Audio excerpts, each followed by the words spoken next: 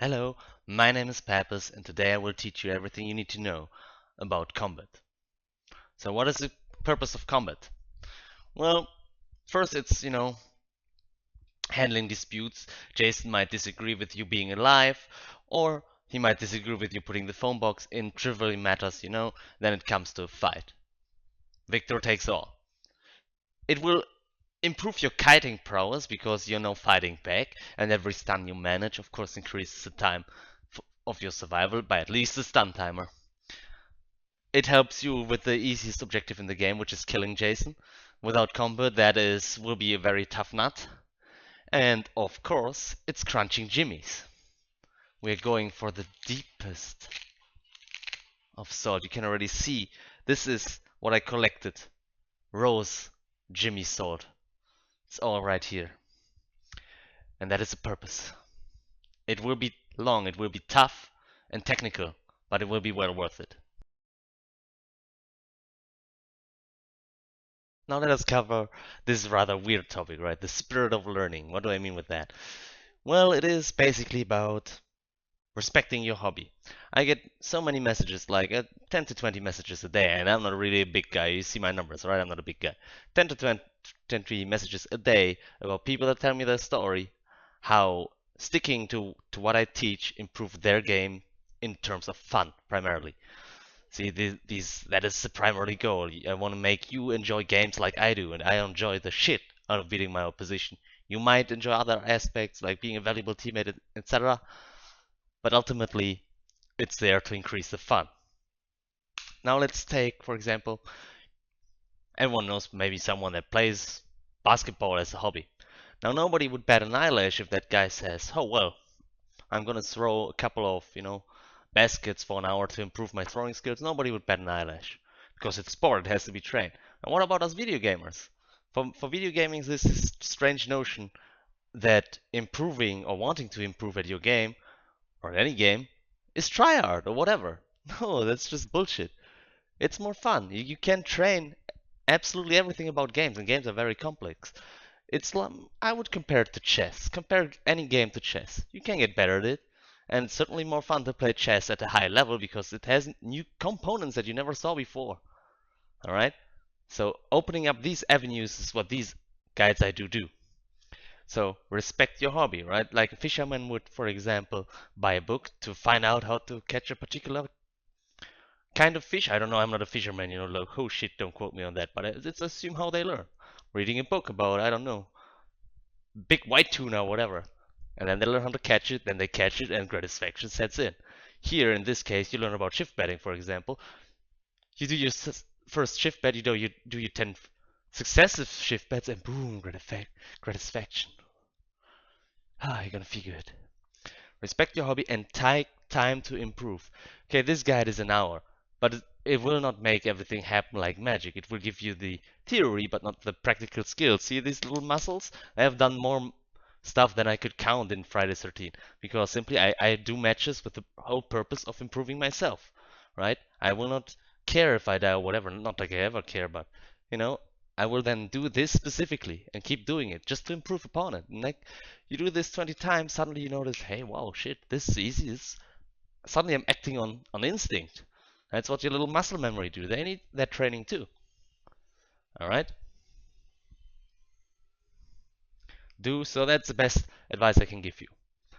Take, for example, 10 matches and select one technique and go for it with full force. If it's shift betting, for example, say, okay, I'm going to shift bet, try to shift attack every single shift against me. And then, especially when it's end of the match, don't be the guy that just stands there, taunts Jason until he grabs you because you have a pocket knife.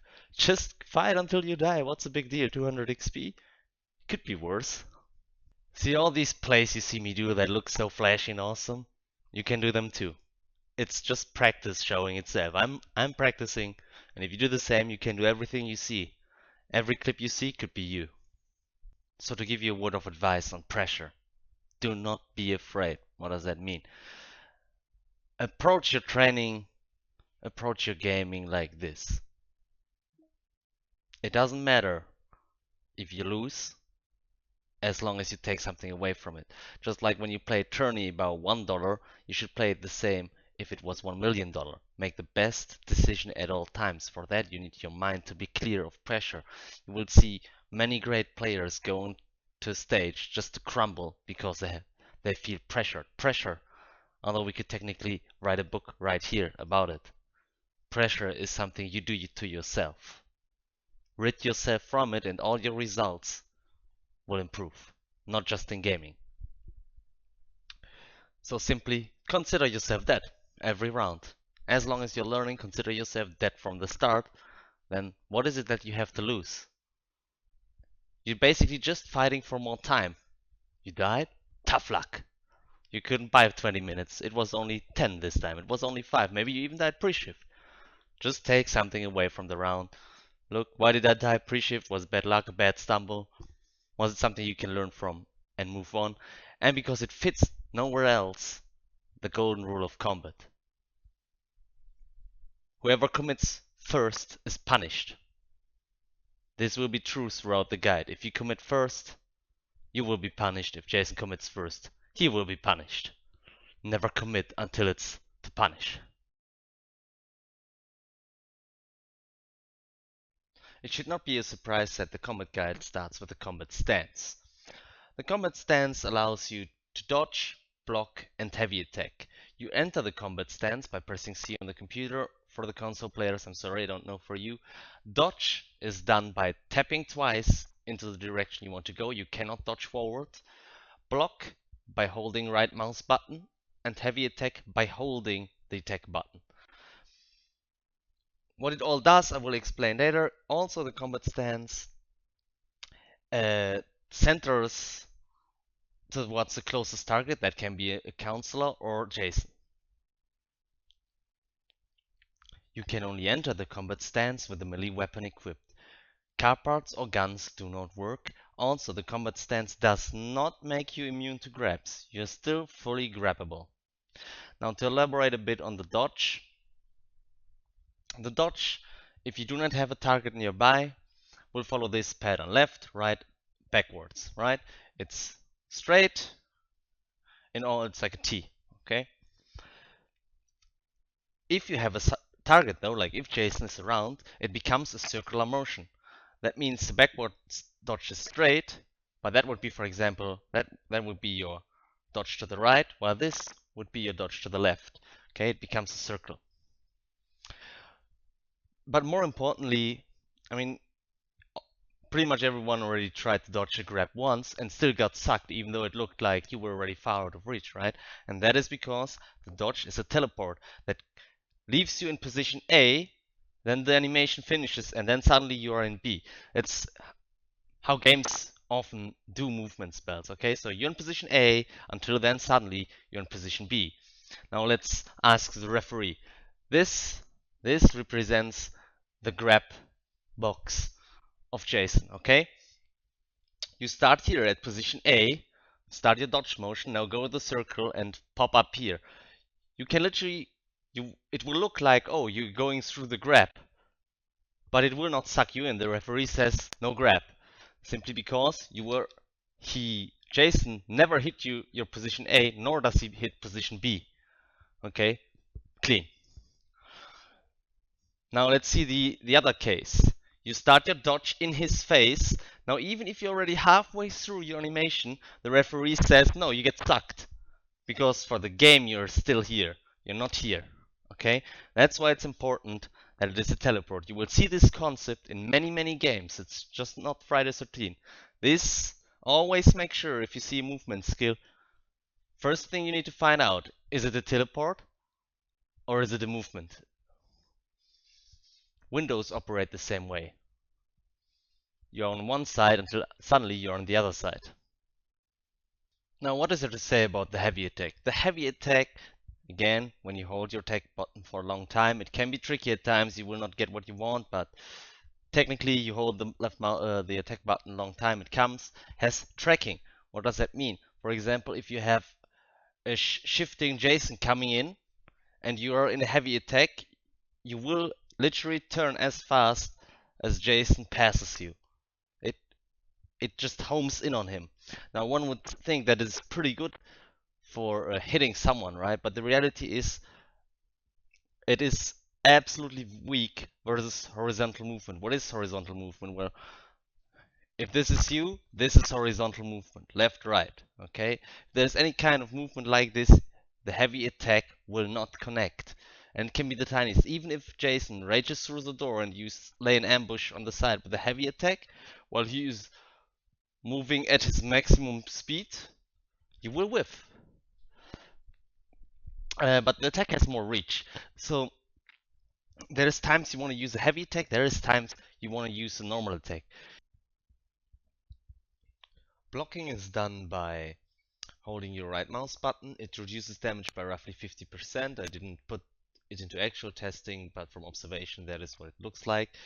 You can block swings, you can block throwing knives. Maybe you can even block a car crash. That I don't know. So in terms of what it does, it is like the thickest of skins. Alright? Blocking a strike or throwing knife causes weapon durability, and durability is a critical thing in combat. You know, you always need to keep counting. I think it's less durability loss than an actual swing hit, but it still is durability loss. If you successfully block a melee attack, it puts you into a pushback animation, which you can then attack out of. So if you have like a guy that is just relentlessly spamming attack, a Jason that is relentlessly spamming attack, blocking a hit and instantly going into a strike, we refer to that as counter striking, will hit him before you are hit again. It's basically canceling Jason's attack. So what does a hit do? Well, first, a clean hit that isn't blocked always interrupts Jason. So he was in the process of grabbing you, that will be off the table. If he was in the process of raging through a door, that will be interrupted.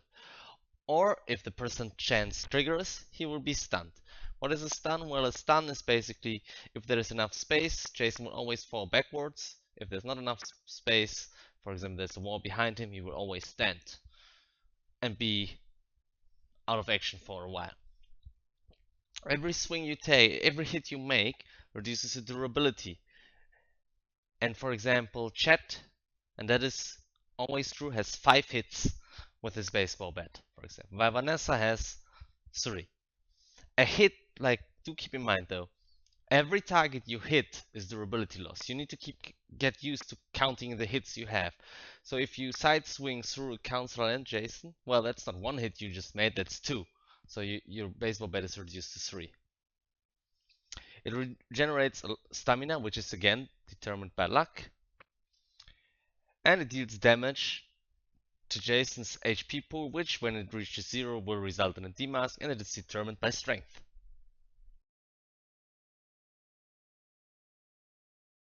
What is an attack? Well, some of you might be thinking now, well, that's easy. I take my baseball bat and smack Jason in the face. Well, that is technically correct. There's a lot more to it, so we gotta dig deeper. For that, I will be taking terminology out of fighting games because a lot of fighting game stuff actually applies to Friday 13 combat. So an attack starts as an animation. It starts with startup, then becomes active, and then goes into recovery frames, which will finish off, leading us back into neutral, where we then can take action again. So if we do something simple like we press left mouse button, we start swinging on the right side. We grab the weapon and start swinging a bit. This is our startup. Now we go active until we hit the point over our left shoulder. We retract the weapon and go back into neutral. The last part, that is our recovery frames. Normally, if we initiate the attack sequence, we are vulnerable from startup, like we are locked into this animation from start to finish. In fighting games, you would usually try to attack your opponent during 2 times. Startup and recovery, because that is the most vulnerable time. Your opponent can usually not do anything to defend themselves during those. Technically, you would also not want to try to get in with a fist on someone that has actively his foot out because it outranges you, okay? So you can of course also attack the active frames, but that is not something you do in Friday 13. We leave it out. So an attack is only considered successful if your attack, whatever form or shape it may take, in our case often a baseball bat, connects during its active frames with the enemy body. Many of you will have seen, hey, I hit him, Why did my attack go through? Now let me show you again. This is a counselor swing, right? And I have marked an area here that is considered startup. That means if Jason is here and we swing through him, this is still startup. Okay, our weapon will look like it connects, but in reality it does connect. But it's during startup, so it doesn't count. It needs to connect during active frames. Now what happens is our weapon is past Jason. It will not go back there and hit him again. A miss it is. The referee says no hit. Now let us have a look at what happens if I press the attack at the same time as Jason does. So I start swinging, Jason starts grabbing. Now we can see his startup and active frames are way faster than our startup. I can do this 1000 times. We press at the same time, the referee will fall asleep because he has always to say the same thing. It's a grab. Suck, get sucked, get sucked. Jason's thirsty. He gets that. If I swing at the same time Jason grabs, I get grabbed without fail.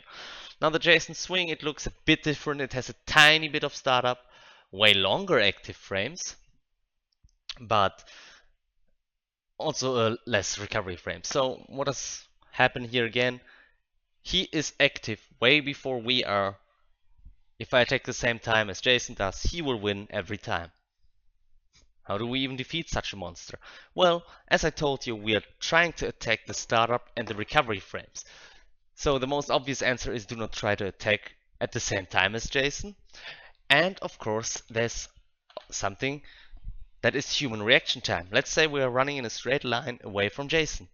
Suddenly we turn around. Jason's like, what the fuck? And we smack him. Now we add a big chunk of reaction time. It's still part of his, it takes time, right? So during this time, suddenly we become active. It might be a tough call, like he already has his little lecherous hand almost ready to at us, but it's not enough. We smack it back down. The referee says we were in time with the active frames. Jason's hit instead. Now, of course, if he anticipated the action, the reaction time will be a lot smaller. So in this case, we turn around. He already smelled like this little one wants to smack me, and he's just waiting for us to turn, and it's already reacting. Boom, we get hit this time. We see this is not as big as this. He goes active before we do. We are struck out. Attacking the startup is basically what the turn and burn is designed to do. You add reaction time and boom, hit him. Now, as I also said, you try to attack the recovery frames. Now let us look again at the grab. Okay, it has huge recovery frames. We can immediately tell. This is far longer than we take to get active. So what do? Obvious thing is, we make Jason grab where he thinks he connects, where indeed he does not. He then goes into recovery frames and we smack him as a punishment. That is what whiffbaiting is. So for example, you go at him, turn around, he grabs, because he thinks, oh, you're going in now. Nope. This little motion will help you dodge. You go back in. Boom. Flattened. Okay?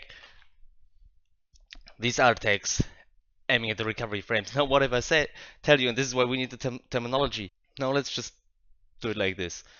The recovery frames of Jason's grab can be cancelled by a throwing knife. What does it mean? It means that he can, with an attack, not hit, and remove the green area by throwing a knife. Now, of course, throwing a knife is an attack as well, so it has its own startup, active frames, and recovery as well, but it's significantly shorter. Especially if he hits us with a knife, boom, we are staggered, This is why combat is tricky. Suddenly you become, instead of being the baiter, you are double baited. This is where mind games come into play. So now we understand an attack is an animation that is split into different parts, but also that there are different kinds of attacks. This doesn't really apply to Friday the 13th, but for example, an attack might attack a zone gradually, slowly from start to finish, while if you look at an explosion like a grenade, it would flush out a zone completely, like an area in one go, but not gradually. a Molotov cocktail would be setting an area aflame. See, but you can tell if you look at it. If you look at a text like this, you'll be able to tell the differences. But also, animation is often tied to movement of your character. Simple example would be your heavy strike. You pick up your weapon, you pick it up, step into it, and go. Now, there is a difference between the character and the hurt box. And that is because it's an animation. They are often, basically no game has it ever in sync.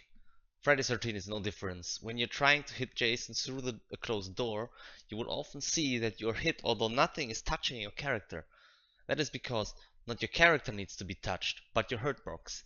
And when you attack, especially with a heavy attack in Friday 13, your hurt box is moving forward, while your character isn't even necessarily able to move forward.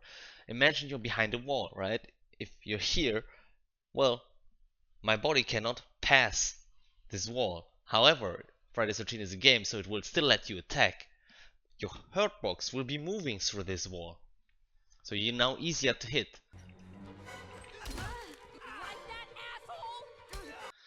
And also because, like I said, it is not in sync, so your hurt box is moving ahead of your body, so you will get staggered if you think, hey, what, I wasn't even touched.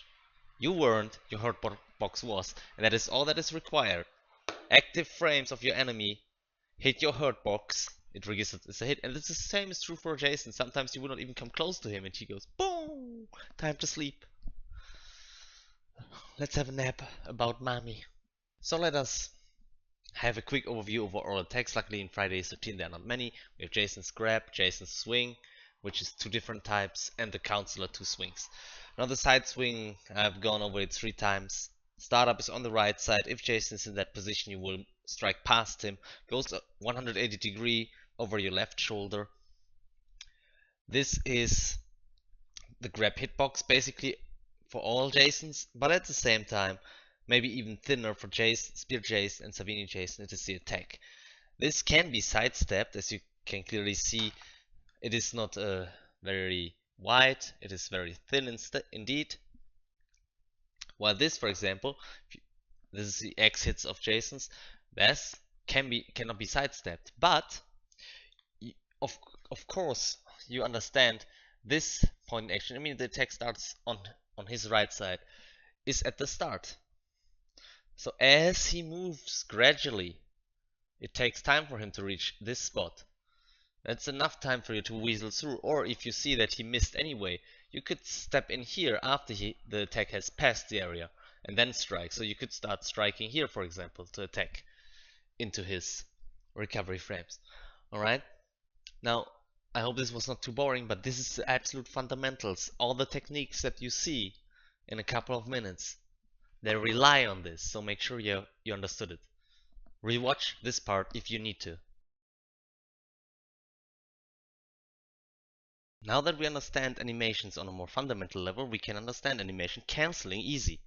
I told you the recovery frame of Jason's grab can be cancelled, for example by throwing a knife or laying a trap, right? And there's stuff for counselors as well. The most important one being the swing cancelling.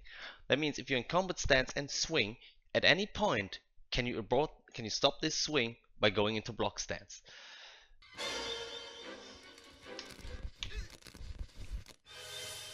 That leads to several big implications. That means you never have to go through recovery frames anymore. Before you are recovering, you simply press block and you can instantly move, because of course, if you are blocking, that you can release the block at your leisure, right? At any point you can release your block just by pressing sprint, and boom, you're sprinting. That means you can take your weapon, fake an attack, tap block, and start sprinting instantly to somewhere else. Maybe you get Jason to attack, maybe not. Who knows?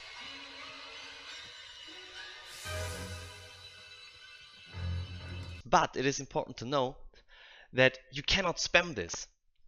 If the moment you attack, that animation is set to run the full course. So let's say an attack takes 1.5 seconds, which is roughly what it takes with small weapons. That means you start swinging, you cancel it before, but you will still be locked out of attacking again until the full initial timer has passed. So keep that in mind. You cannot just sit there and spam like this. This does not work. You can cancel your swings absolutely, and you should always cancel your recovery frames so you're not rooted in place. Okay. So swing canceling, go into block stance, swing at any point, you start blocking, and then you can sprint as much as you want. Dodge cancel are cancels that are specifically on hit only. That is what all this enter the matrix stuff is, right? It is not much more than canceling the recovery animation by dodging. So the moment you hit, you tap left, right, or backwards twice to initiate the dodge command, and boom, there you go. You're flying instantly.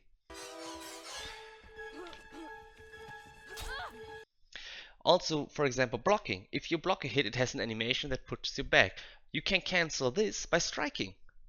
Simply strike, and we refer to that as counterattack. You will be able to hit him before he can mouse one you again.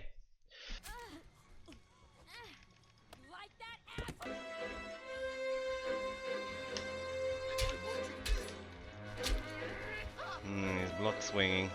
Sweater canceling. Well, easy. You cannot use the sweater while you're in combat stance, but you can go into combat stance while the sweater is active. That means, okay, you want to kill Jason now, he's right in front of you. Activate the sweater, go into combat stance, boom, you can hit him instantly. You don't need to wait. He goes on his knees, and Jarvis can E him. That means that he has less time resisting pressing E because you're hitting him way faster. You messed up. You Jason, mother is tough. The car exit canceling means you are exiting the car and then go combat stance and do a swing cancel. Okay?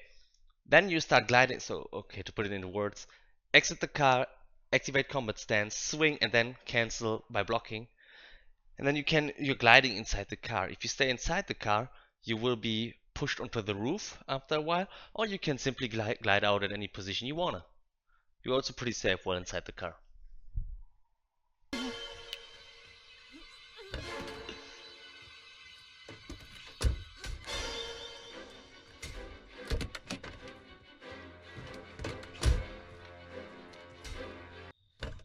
Holy shit, is that a dead body? God damn it, what was that?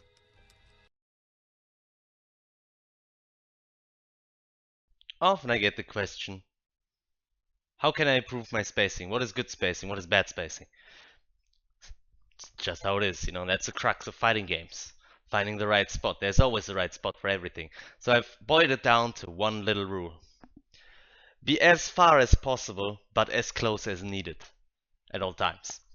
That means if you want to attack Jason, you do not sprint into his face and start your attack from a distance. You could just as likely start licking his nipples. That's bad spacing. Good spacing means you're just that far that when you strike and your hit becomes active, Jason just steps into it. Just then, not before. Now nobody needs you to have it this perfect, but that is the rule of thumb. That if you want to measure your spacing against perfect spacing, now you know what perfect spacing is. Then in combat, the spacing, where do you want to be at most of the time? You want to be the carrot, and you want to make Jason the donkey. You want to be just outside of grab range, no centimeter more. It's not needed. Even if you stumble, he will not catch you because stumbling is as fast as jogging. Because counselors have the authority of spacing since they are faster. As long as they have stamina, they're faster than Jason. Yes, Jason can break that authority with his shift, but that is all he can do. Then it resets to your authority because you have still stamina. Out of combat, when you're traveling in packs or whatever, you're jogging all the way. Do not sprint until you have to, because your jogging is a lot more efficient than your sprinting. You have over 2 minutes of jogging, but you have only 27 seconds of sprinting. So what does the immersed AJ do when she sees Jason? She instantly starts sprinting, right? What happens? Oh, well, Jason will morph. Will he morph when he will not morph when you're just 3 meters in front of him. He will literally never use that unless he wants to cuff you out from a building, in which case you just go, you know, past him. Like, what can he do? You're faster still.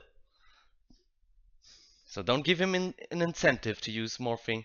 That is the perfect out of combat, like out of fighting spacing. And that's all there is to it. When you're fighting, stay just far enough to not get hit by his attack, but as close as you need to be to hit with your attacks.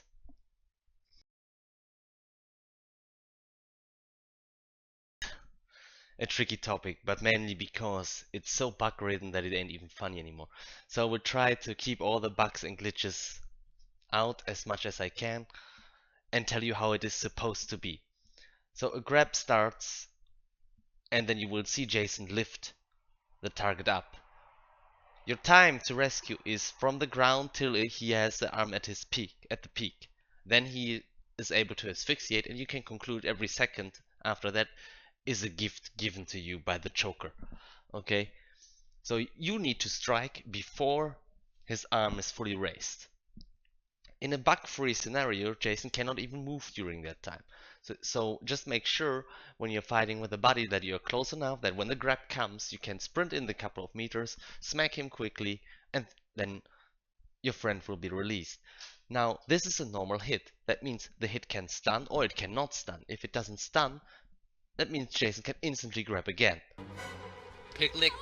Nice to Oh! at you, dude. No! Say Pappus! Oh, regrab! Oh! Say Pappus!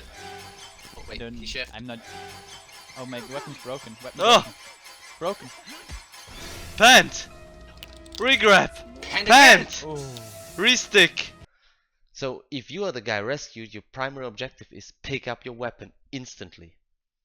Now, in case he is stunned, everything is super good, right? But what you will often see then, these little ducklings will start hitting on Jason as if it would make any difference.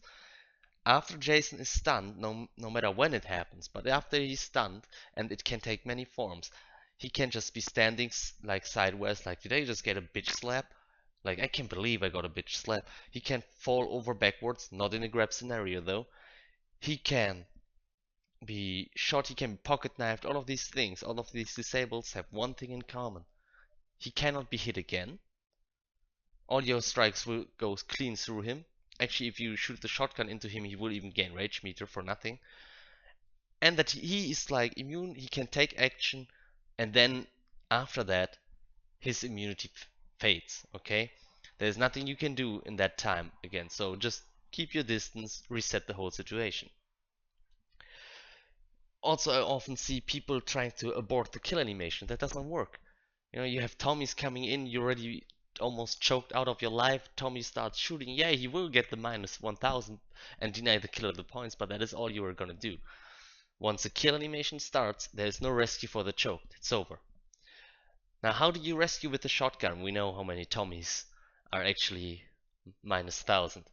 Well, now imagine this is the leg of Jason, okay, and this is your big badass gun. You point your gun to the ground and try to shoot him into the foot. Like, shoots through his leg into the ground. That will work without a hitch. But your primary weapon should always be melee weapons, because you can use them more than one time. How many times? That depends on your luck and which weapon it is. For example, AJ with one luck has 2 hits on her baseball bat. Now, if she side swings through Jason and also hits the counselor, the bat will break. You only have 1 successful rescue, basically. If you use a lunge attack, then you're unlikely to hit the fellow counselor, so you will only have to subtract 1 durability. You can keep counting. But that also means that you always need to make sure that you switch your weapon before you're down to 1 durability, because what happens is if you usually hit your friend first for whatever reason, your weapon breaks and then you cannot free him anymore because your melee weapon just broke. Okay, that's a very, if you're doing grab rescues, count your durability, make sure to swap weapons, you know, tell it to your friend, weapon about to be broken, I need new weapon, go into a house, take the house, and then keep proceeding as a pair. Okay, the last things I want to point out again, because I need to brand that into the back of your mind. Grabs are completely useless in 2 versus 1. The simple reason is he grabs you, second guy, boom, hit. He can do this 100 times. This is the result that will come out of it. That means even if he shift grabs, what do you care if you have a friend next to you? You just stand next to each other and hold your block up. If he hits, well, nice, you just got, you know what, 5% damage. If he grabs, boom, free hit for you guys. You know, these maybe even stunned. Grabs do fundamentally not work against several counselors. If they work, everyone around you made a mistake. So they are actually splendid bait for demasking. You know, if you have, for example, two Bugsies with a machete, one says, oh no, he's grabbing me soon. You know, mismanages his distance, gets grabbed, second guy sprints in, boom, one machete hit. He does that twice and the mask is off.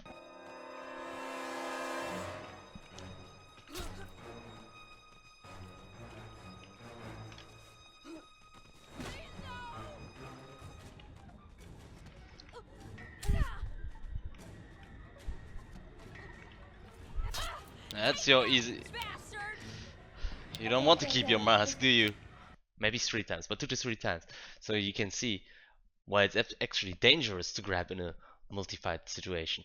Now then, at this point, Jason is reduced to swinging. So what, he shifts in and swings at you, because every time you strike at him, even if he blocks, since he cannot even grab you back, you get almost a full stamina back again. That depends, of course, on several actions, but yeah, you can just keep jogging away from Jason. Simply because grab rescue is such a powerful technique. There's nothing tricky about it. Once you have understood this, you can do it 1,000,000 times in a match. No problem.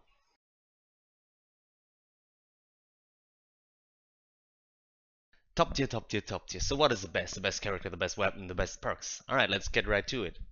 The best 2 combat characters. Also best characters of all. Vanessa followed by Chet. Chat, are you memestering me? Not at all. The reason is the best stats for combat and therefore for the game are luck, speed, stamina. That's it. Stealth is meaningless, composure is meaningless, strength is actually a bad stat, and we could keep going. It is true that they cannot repair under pressure, but that is their only downside. If Jason's not around, they can still super repair without failing a skill check. Now, Chet, let me explain a bit. Chet, for example, has 10 luck, right? If it's about a baseball bat, he gets 5 hits. Vanessa gets 3 hits. You know how many AJ gets? 2 hits. With wrenches, he gets 15 hits. AJ, with 1 luck, gets 4 hits. See? So if you keep fighting and fighting and fighting, if you have low luck, you keep destroying weapons. Constantly. Well, if you have higher luck, and those both do that, you go longer per weapon. So Vanessa is also female, so if you want to kill Jason, she can wear the sweater, he can't do zip shit. That is why she's first, otherwise probably Chet. Also, Vanessa has a big stamina pool, which you only really need against strong Jasons that start burning your stamina on purpose. But if you're fighting, stamina is not that much of a concern, but you know, if you want to go defensive, Vanessa's a better choice. And the bigger your stamina pool is, the more you regenerate per second, because stamina regeneration is based on your total pool. It's like, let's say 5%, you regain 5% stamina per second. It doesn't matter if you have 1,000,000 stamina or 10 stamina. And because of high speed, she gets the most, you know, distance per second out of it. 2 perks that you should lock on every counselor are the thickest of skins to reduce damage. It's also currently bugged, so it's more effective against melee strikes, and medic to get 2 uses out of every healing kit. Especially if you run around in a group, you're literally, all you need is healing sprays. Now weapons, it's a bit different. Like the baseball bat is a supreme choice if you want to stun, because regardless of your stats, every hit with the baseball bat will stun 100% of the time. The wrench is around 66% stun chance, but still, you know, very durable, very solid. There's nothing better. X, also very strong, but breaks fast and is pretty rare, so I didn't list it. But if you want to do damage, then the machete is flat out the best weapon. I know the in-game tutorial says the X deals more damage. It is just not true. Machete is what you take for damage, but the X also does respectable damage. Also keep in mind that weapons have a different range. For that reason, X is actually a super good weapon because it has such supreme range. Okay, Bat also has more range than a wrench, for example. It's just, but they also take longer. A wrench hits faster than a bat. Takes 2.2 seconds roughly and 1.75 for small weapons. Long weapons like the X and the bat take 2.2. Now another thing about speed and why it's so important. Well, if you have looked through Geek's data thread, you will say, okay, Vanessa's only 12% faster than, for example, La Chapa. That's not that much. Well, it means a world of difference. It means you're in position 12% faster to rescue. It can make the difference between life and death. You can counterattack faster because we told you whiffbaiting, right? It means getting into a zone, out, getting back in and striking. That all depends on speed. If there was speed perks, we would equip speed perks, but there are none. For the third perk, it depends what you want to do. If you want to learn, for example, how to shift bat, or if you want to drive cars around very safely, Nerves of Steel, which prevents the loss of your minimap, is a very strong choice. It also helps you to not lose track of your teammate. Swift Attacker, for example, makes Shiftbatting a bit harder since it shrinks the time of your animation, while it also shrinks the time of your active frames, which you use to defend against the shift. But it's the supreme choice when you want a door hit, because it makes that easier. Hypochondriac, well, you would say, oh, why do we need medic? Well, it tunes in with the rest, right? With thick skin, with medic, you instantly have 2 sprays down. Let's imagine, okay, Jason comes, you're at the phone box house, he just puts 2 traps at the phone box and leaves. Well, you just instantly step into both and use 1 spray. Boom, wasted resources. Or if he starts chasing you and starts throwing knives, you can always defend.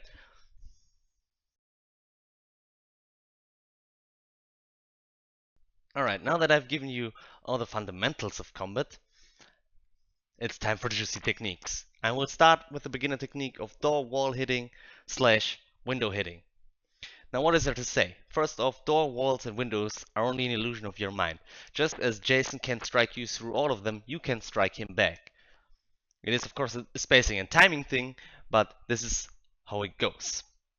If Jason is not using combat stance but using the normal animation, all Jasons are punishable for every single swing they take at the door. So you don't have to be the guy that just sits there next to the door waiting for the door to break to get 1 hit in. No. A door is perfectly fine for 6 hits if you want, but of course the first ones are the most difficult. Even if Jason tries to rage through a door, you can hit him before he can execute the rage, meaning the door stays intact. He has to eat the stun and then only can he rage through.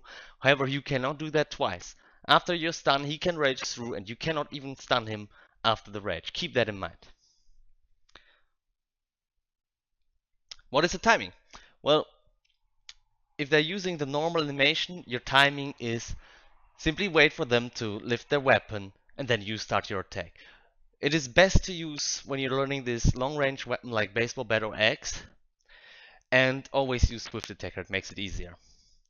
Now if you have Jasons that are combat stancers, sad news is Spear Jasons and Savenis that use their maximum range are unpunishable at the door. You can't do anything. The only thing you can hope for is when the door actually does break, that they are so far away from the door that you can simply sprint outside. And then in their confusion, they will grab into nothing. Maybe you get a punish in there. But all other guys are still punishable. It doesn't matter if they take an angle or whatever. Their reach is not long enough to be safe. Angling combat stances at the door, you will try to hit through the wall, for example. While the most common type you see is, let's call them the face huggers. They just walk into the door. I'm a face hugger too. They just walk into the door and slap it. This is the easiest to punish. Just aim roughly at the door after they have started their strike and give them a smack. But keep in mind, when they're doing the normal animations, every Jason is different. You want to stand somewhere else. I will cover a couple with clips, but there's no other way for you than grab a weapon, grab a door, and grab a Jason. And do it. You will know very fast. For window hitting, it's a bit different. For a window, it's not enough to swing after they have started their attack. You need to swing basically at the same time. So you have to predict, okay, he's going to swing now, and then you're exchanging. You will win out most of the time if your spacing is correct. And then he just gets hit. So, you know, especially if you're fighting in part 7, whose arch nemesis is every window that is opened, open a couple of windows, bait him into a window battle. You know, it's a nice opportunity for you to chop the mask off. Start with long-range weapon, then go into smaller weapons like wrenches, pans, sticks, stuff like that, And then ultimately you always want to use the machete for it because chop chop, mask needs to be gone. Clips will do the rest. Too slow. Okay, do it. Okay, I'm drop that I'm item. back. I hit him with the pan! You little dirty combat stancer! Do you see this boy. whip? It's there for you. Did you guys Dirty. check the other house yet? Demon! I have the key.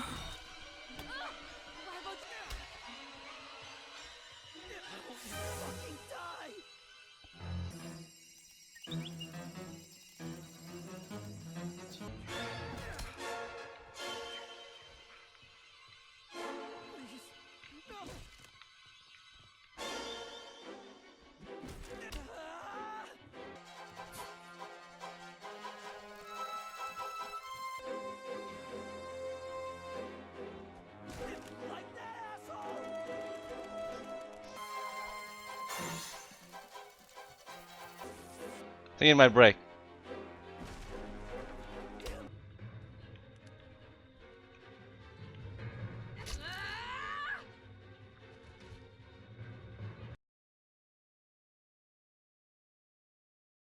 The next beginner technique is a turn and burn, which is basically you're running in front of Jason, then suddenly you turn 180 degrees and are already striking, and before Jason can react accordingly, he's already flattened. How do we do this? Well, let's just get the mechanical parts done. As you're walking, you initiate the combat stance. Now you don't have to aim anything. Combat stance will immediately mean it's now tracking Jason. Your character is already turning. The moment you enter combat stance, you're also swinging. You activate the swing just as fast as you can after pressing C. Use the light attack, not the heavy attack. We will talk about this later. Then after the strike is done, exit your combat stance and then reinitiate your jogging. Okay, remember if you go into combat stance, your normal speed after exiting is walking. You do not want to be walking. Sprint a bit, then go into jog, and then you're good to go. Well, of course, what you're trying to do with the turn and burn is you try to strike the startup. Now, what startup? Well, mostly it will be the grab that you're trying to defeat. Sometimes they answer with a strike. It's no different to you. You have to be very surprising with the attack. And this brings us to the next point. Light attack or heavy attack, right? Well, the heavy attack means you can do it from further away, but is very vulnerable to any kind of side movement. It means if you just step slightly in a circular motion, you will miss your attack and then therefore die, unfortunately. But the heavy attack will give you more time to react to Jason's options. What options does Jason have? Well, the first option that you will see from advanced Jason is he's turning around as you strike. Okay, that means then he's looking for you to whiff and be in recovery frames, and then he turns around and grabs you. That is why if you see Jason twirling or if you see him start blocking, you must immediately press block to start the animation canceling and sprint away. Jason will not be able to punish this if he's, he will not be able to go combat set. Oh, he's now retracting his hit. No, he can't do anything. Nobody gains anything, but you're not being choked either. But as you keep progressing it, if you keep just turning around, lifting your weapon, instantly canceling, you're wearing your opponent out. Although if this is a beginner technique, you can hit the most badass of Jasons with it if you let it go at the right time. A perfectly spaced turn and burn will definitely beat 99% of the grab attempts. So very strong tool. Use it sparingly though, if you keep doing it, Jason's gonna know. But keep in mind, you need your cancels for this to be on point. Be ready to react to him and cancel if there's anything fishy going on. Light attack is a must, not a must, but use that primarily, and for the love of God, do not use this technique to initiate close combat. The reason is close combat is initiated preferably from an angle, otherwise you're punishable by death. Use a baseball bat or another stunning weapon. Don't use this to start chopping his mask off. You can, but this is the most risky thing you could do because you're in a deadly position after the hit if it didn't stun. Okay? Use the bat, use the wrench, nothing else.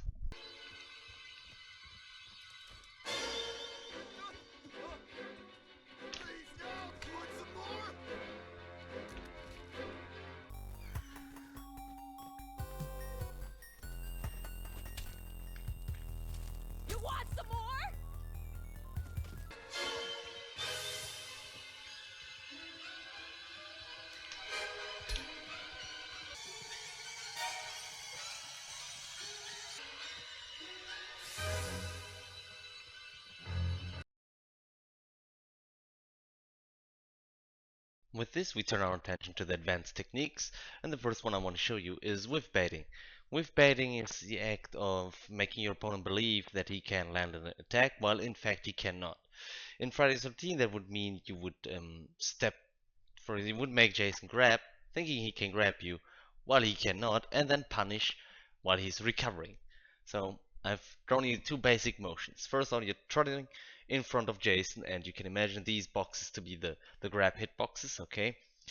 And suddenly you turn around, you start here, you turn around and just touch this imaginary box. Now he thinks, okay, I can grab you, but you double back again, and then he grabs into nothing, you turn back in and give him the smack, alright? As you know, the recovery frame of grabs is huge, so you can definitely do that. But opposed to the turn and burn, we are letting the attack happen and then strike later, as opposed to trying to interrupt the attack before it happens. Okay, so we aim at the recovery. Now there's millions of ways you can move before this actually happened. Technically you could tornado around him as well, and when he grabs and misses, that's good enough for you. But these are the main two. Now this here is especially important because this is the opener for melee combat, which you will see me use most, because it's the cleanest way. So all you need to do is you turn around and go past this grab box and position slightly next to him or behind him. That way you buying yourself time and you smack him as he recovers. Now, if the hit didn't stun because you moved to a position behind him, he cannot immediately retaliate with a grab. He has to turn around, he has to find out where you actually are first, and then he can retaliate, giving you ample opportunity to make your next move. Now, as you learn with baiting, I suggest again, do it with the bat. You don't want extended periods of doing this. You want clean. Did I get grabbed or no? No, I didn't get grabbed. Boom, with punish. That's what you want, and then you can proceed from there. If you ever see, there is a counter to everything. Do you remember when I told you that a Jason can cancel the recovery animation by, for example, throwing a knife? So an unleashed Jason, but you could basically say hello Pappus if you ever see this happen. He can whiff his grab on purpose. Now your motion is set into place, right? He knows, okay, now you're stepping back in. He gives you a throwing knife. Now you're staggered, surprised, and grabbed the next moment. Maybe this guide will help bringing the average level of combat to this degree, where it's a lot about mind battles. But I don't know. Now, should you go left or right? Well, if you suspect a grab, it doesn't matter if you go left or right-handed, because the box is just equal to both sides. However, if you're anticipating a strike, then you would prefer to go right-handed, to the right or to Jason's left. Why? Because still remember, his strike starts here, so you're buying yourself more time to dodge it. Meanwhile, if you go here, you're instantly struck. Not the end of the world, you will get hit a lot in combat, but it faults your attempt to go in flawless.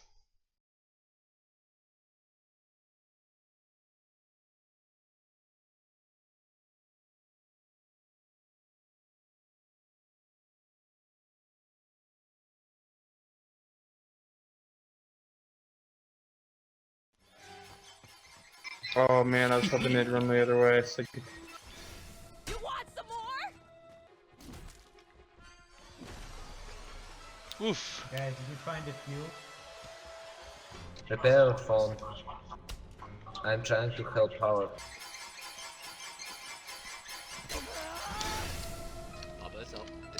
Oh, I actually got the Guys, stun that's to different places.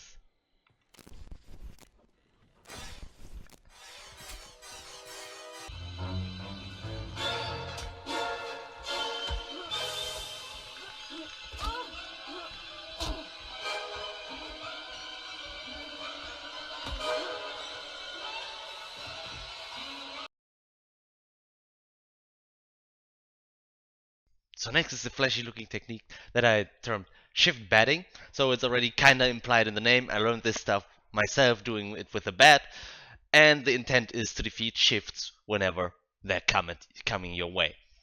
Now, The simple goal of this technique is to have your weapon strike active the moment he comes out of shift. That means now it's counted as a hit and he's flattened. Okay, you can of course do it with a machete. Bonus points if you demask Jason on a shift grab attempt. It always gets them salted. You will get many comments like, you cheater, how did you do that? Do you have an auto aim now? And yes, indeed, we do have an auto aim. And it's called the heavy strike. Now, an attempt to have your weapon strike active as he rematerializes, and you want to do it on short distances. You want to use your light attack simply because it moves your position less. If you suddenly would go into a heavy strike on, like, when you're on 4 to 5 meters distance, he would overshoot, which we cannot use at all. Long distance though is where the real beef is at, because I told you, like, the heavy attack is very vulnerable to movement, right? However, the moment Jason rematerializes, he is not moving anymore, and that is exactly when your heavy strike will register. And it has very strong tracking. Like, he can go at full speed past you and your character will not lose sight. Your character will just turn exactly at the rate as he passes you. So if he thinks he's smart gonna avoid your hit just behind you, think again. Flattened. Because you're just gonna turn around as at shift speed and put him on his ass. Now, the timing is of course different. It's probably wise if you would check the shift grab tutorial I made, which is up for recreation, so at least you understand the stuff about shift a bit more. But you can of course use your environment to your advantage. You can do shift batting indoors because you know the exact trajectory of Jason. He will, if you're standing in a door frame, there's no way he will ever spawn behind you because he cannot move through you. But indoors, do it later. First, do it outdoors, short distance, light attack, big distance, heavy attack, and look at your minimap. You will always see the start of the shift, and then you will see Jason move on the minimap at high speed. Nerves of Steel works very well to, get a feeling when to strike. It is roughly like you will get a feel if you have done a lot of dodging the strike. You just attack slightly before you would normally dodge, just a little bit. So mechanically, okay, you're jogging, you're making yourself an easy target. Suddenly, when you think it's time to strike, combat stance, then depending on the distance, you select whatever strike's necessary, short or light or heavy, and that's it. Do remember, if you think you're missing after all, you can still cancel, just like any normal swing by going into block and sprinting away. Which leads you to the next level, which would be mind games, where because after 4 or 5 shift bats hit, Jason's gonna start to, let's say, respect your space. And then if he's further away, of course you fake a strike and just move the other way, and you can then resume dodging until he's hungry again, then you flatten him again. Clips as follow should cover the rest. Why won't you fucking die?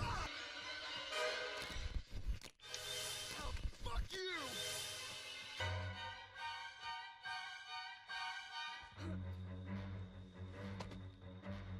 Good boy, you opened the door. Like that, asshole! What?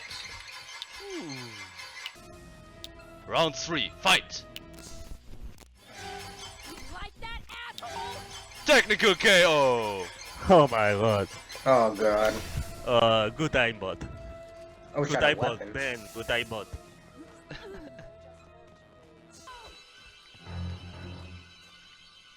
I'll be right back, Papa. I have some unfinished business. Ah, Jason!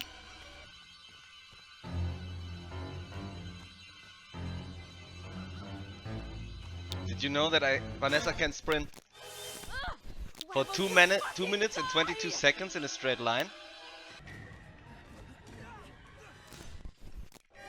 I'll kill you! I'll fucking kill you! That was nice. That was pretty sick. Yeah.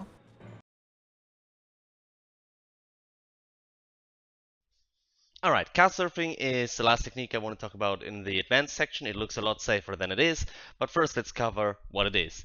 So basically, when you exit the car, you're normally locked in an animation. If you employ the car surfing technique, you can cancel this animation to various degrees. you could just exit the car, cancel the animation right into a swing, like you go combat stance and swing.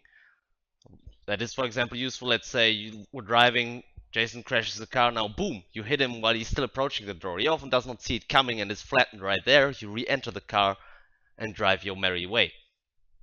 Or you could use it as a mobile kiting platform. So, for example, you enter the car on the left side and you exit at the right side. Or you're on the rear, at the front, wherever you want to go. You can go past right through it. Now, you can also use it to get onto the roof of the car. And these gliding stuff you do by simply exiting the car, and then instead of striking like before for a surprise attack, you strike and then block to cancel the swing. Now you're wobbling inside the car. If you stay within the car for a second, you're popped up on the roof. If you don't want to be on the roof, you simply move out wherever you want to go. You're also pretty safe while inside the car like this. So what else can you do? Well, maybe some of you know the body blocking technique that I showed to avoid traps, which usually require a second counselor. Turns out the car is a very trusted second counselor, and he will always stand right in the spot where you want him. So, for example, you can drive the car to the phone box and then either repair the phone box right from the hood of the car, or you could use it as a body blocking trustee, get out of the car and then, you know, avoid the traps that way. You could jumpstart another car. Technically, you can repair from the hood or roof of the car, no problems. You're a bit safer that way, not completely safe, of course. It does not work from the driver's seat of a running car. That means, you know, if you're in the two-seater and try to do something at the phone box, you need Jason to brake the car, otherwise it's not going to work. Additional benefit, if the car is in front of the phone box and it is repaired, Jason cannot destroy it. He needs free space to do that. It functions as a body blocking counselor. Doesn't prevent him from stopping the call anyhow, but that's how we go. Now, quickly the mechanics again. Exit the car, enter combat stance, strike for a surprise hit. Or exit the car, combat stance, strike, and cancel the strike instantly to glide. Holy shit, is that a dead body? God damn it, what was that?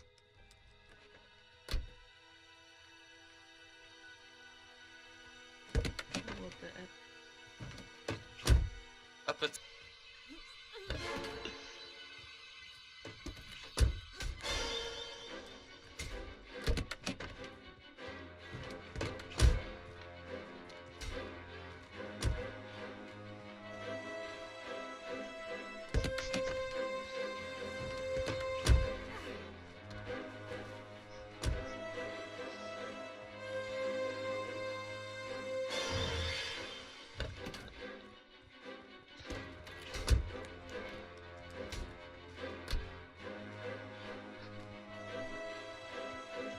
Time to get out of here.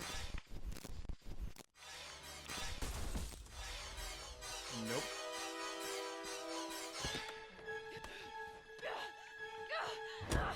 Stop canceling animation. Alright, I will show you with very crude methods a clip I already showed you, but this time with commentary on how to defeat it, since I figure you might need it. With very crude methods. This is basically the clip where I performed it the first time, and Jason also saw it the first time. So of course we're dead many times without realizing. So this here, this is clean. Jason is not near this door or not near this door. So how the technique is, see here, I'm safe inside the car, easy. Now here I should have been dead. If he had waited and come over here, right, if we rewind it a little bit, see when I enter the car, here, he keeps moving away and around. That's the wrong move. He still has the time to just go back and move to this door and grab me out before I can exit the car. See, he could still grab me, now he cannot. Now I can exit, and that's exactly what happens. He made the mistake. Now we do it again. Here is where he wants to shift. Because then I'm either forced to take the shift, you know, to defend against the shift, or I go inside the car. But going inside the car against shift is not an option, because I will be dead. Let's keep it moving. This here was a clean entry. See, if you wait for him to be at the front or the rear, that's a good moment to enter. He barely makes it. He barely makes it, you know. Can't hammer E. Lets me pass again. Here. Look at this. This was clear death. All you had to do was stand still. But he was probably trying to find an angle to attack me, you know, as I go out of the car, but that's impossible. So now, what to do against people on the roof? For example, if I'm on the roof here, I would, like, if Jason's on the right side, I would position myself here, so he cannot hit me with his swings or not grab me. That means once I'm on the roof, he will have to wait until he has shift, and then he forces me to commit to his side since I have no idea which side he's gonna pop out of. So he will always win that since he can just wait and react to me, and then he can swing, grab. Grabs will, many of them will whiff unless there is a slope, but he can still put in the hurt. Couple of shifts later, you know, you're dead anyhow, no matter how much teabag you do on the car. So for Jason, it is good to shift as we are on the rear, while for us it is good to enter the car as he is on the rear or the front. And that's really all there is to it. Either block the door that the counselor is currently in, then I cannot exit, therefore I am grabbed, since without exiting I cannot perform exit cancel, or go cross-side and grab me out before I can exit. Easy peasy. Additionally, you can also do this with a gun, but you can exit and then quick fire instantly. You don't need a melee weapon for that, but of course it's a one-time thing only. But it puts a bit of use on the shotgun, you know. He stops your car, you exit, quick fire, re-enter, drive along. I hope this helps you, you know. Keep a couple of knives ready. I mean, you're dying quickly if you make a mistake.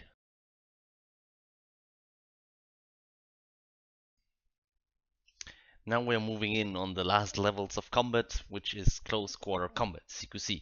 That means you're not using the baseball bat anymore, because that would be not prolonged fighting. As soon as you tap him, he's flattened. It is mostly used with a machete, with a wrench, when you're fishing for a, like when you're desperately needing a stun, and keep hitting until you get it. 4 times, 5 times, 6 times, whatever it takes. You do it with the machete to get the demask going, one flurry of blows, overwhelming your position. So your first step should be to condition Jason into grabbing less. It means you have already done a couple of whiffbaiting punishes, you know, where he grabbed, flattened, grabbed, flattened.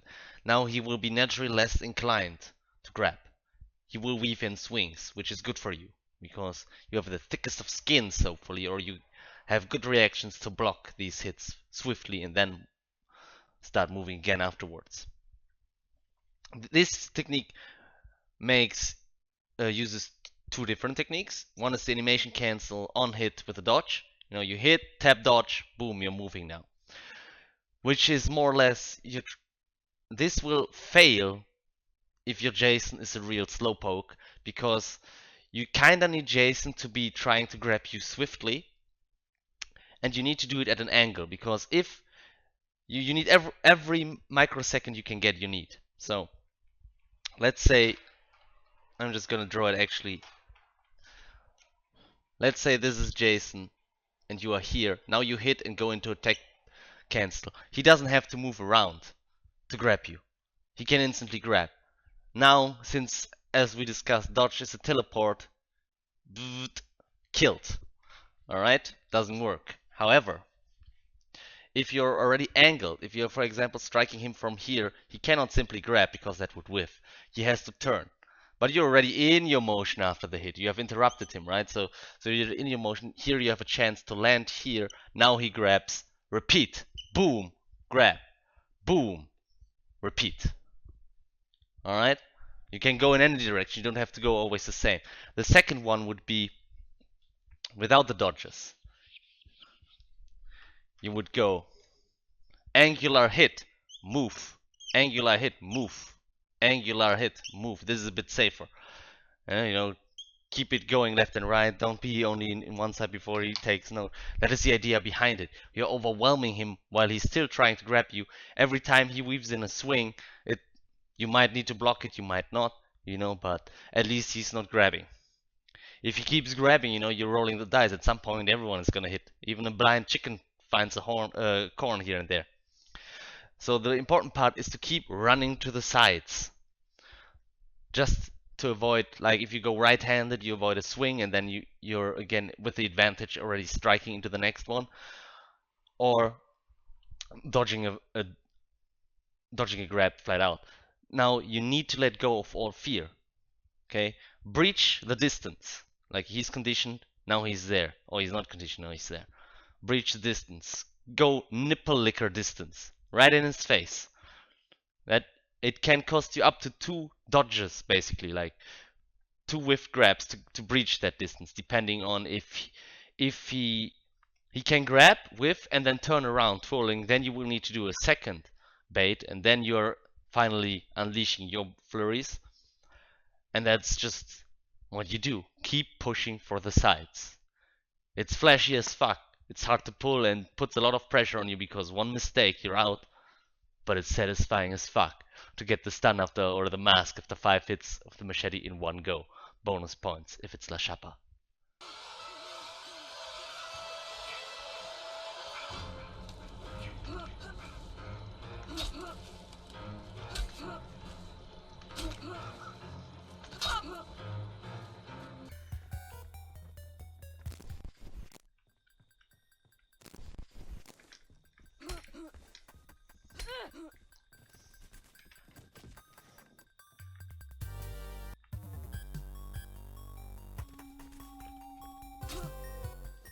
Five FPS. You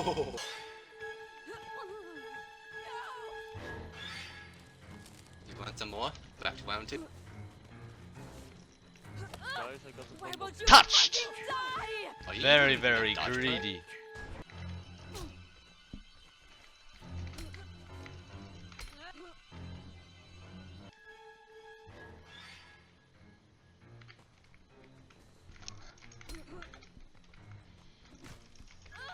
Why won't you fucking die? Trolls were driving by. But we need Pick melee up their weapons. gun. I'm trying to find a feel. I need a dice ball. You trying to melee the La Chapa? That's fucking crazy, man. Quick final thoughts, since I had no space to put it anywhere else. Jason's block. What does Jason's block do? It means the swing will never stun him, unless it is a demasking hit. We know that some damage goes through the block, we do not know how much damage, but firecrackers seem to be pretty consistent at getting the demask, actually, because apparently it seems they do a good chunk of damage. I don't know. We didn't try to, you know, get a feel for how much damage passes through, if at all, from melee attacks. All we know for now is, for sure, firecrackers goes through that. So if you keep an eye on combat and how much damage he took, you can actually make a play with a firecracker demask where he is not expecting it, because, you know, advanced Jasons like to flaunt their skills a bit and step into the firecracker even if they don't have to, just to then get, what? I'm demasked? Get wrecked. You knew more. Combat is all about getting Jason to commit, get him to commit to grabs, punish them accordingly, get him to commit to swings. Now keep in mind, Jason does not have to commit to his swing. That is why you will often not see me attacking them, because he can retract them. He can cancel a swing just like you can. It's just that you never see it, but it is absolutely possible. When he draws a knife, you know, they're kind of mentally committed to throwing it as well. So weasel to him and strike him out of it for, you know, good solid generation. And I hope this will help you.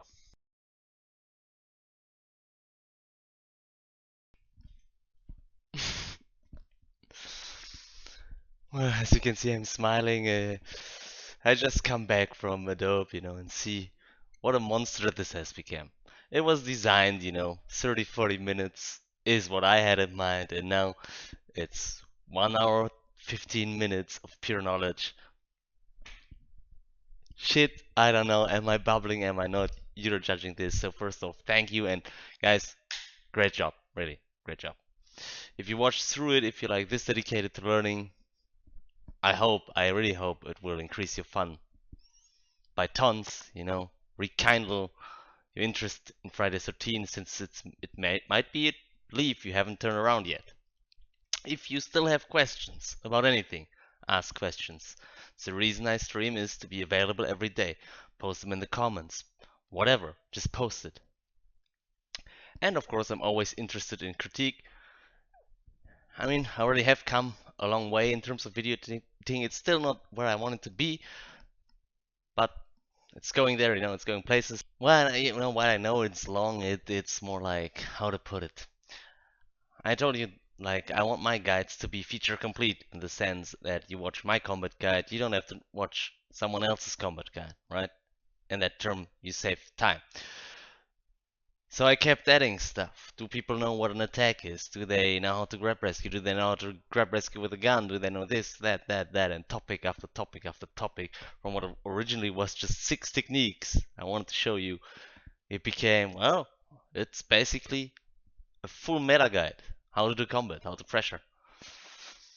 So I hope you know, didn't fall asleep during it. I hope you like it. If not, tell me why. If you liked it, tell me why. It's the only way to get better, you know, I'm a little scientist at heart. If you feel generous and want to support and want to increase the quality of the upcoming videos, you can do Twitch Prime subscriptions on Twitch. I don't know if you can donate via YouTube, I have no idea. Actually, you can... there's millions of ways. You will find it if you need it. And then I want to talk to you about the upcoming video, which will be about morph traps. That means Geek and I, like, you know, Geek Boxing, right? Geek and I are sitting together and marking all the morph spots. What is a morph spot? Well, basically, Pakanak should be ring a bell, right? If Jason morphs, he will always land in a certain position, which you can trap. That means, oh, he wants to go to the fuse box, trap first. So we will push the envelope for where to place traps.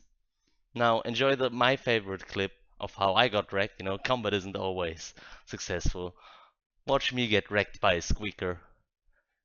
And I hope to see you around with the next guide. I know. What? When did you place this shit? I didn't place the trap. I'm a savage, bitch.